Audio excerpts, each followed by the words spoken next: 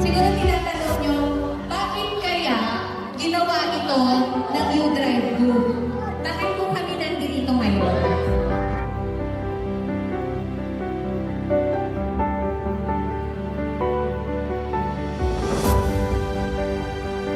Magandang gabi po sa inyo lahat, mga kabarangay. Magandang gabi po sa mga kagawad, kay Parang David. Tinatarget namin na sana by the year 2030 is magkaroon tayo ng trauma-informed clinics. Isang beses na nandito kami sa apat na mga alam na nasa mundo kami, isang beses hindi siya tumanggi.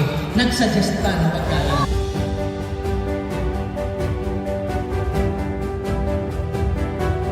Nakakasaya at nakakataba ng puso ko kasama ko tayong lahat.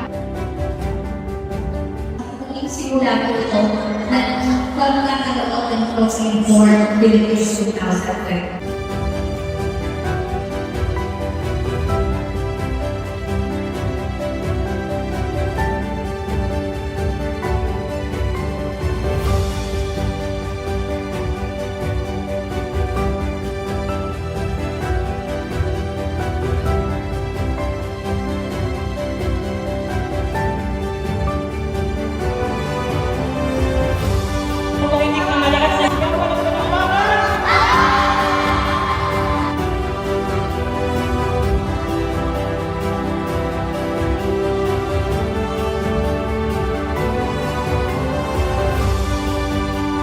Trusting that he will make all things right if I surrender to his will.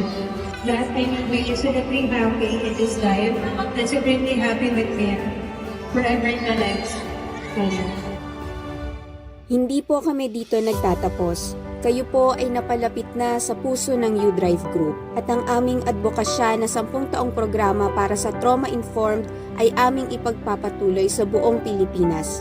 Naniniwala po ang U-Drive Group na sa pakikipagtulungan ng mga opisyal at mga namumunong tao, ang magkaroon ng isang trauma-informed community ay posible at may pag-asa.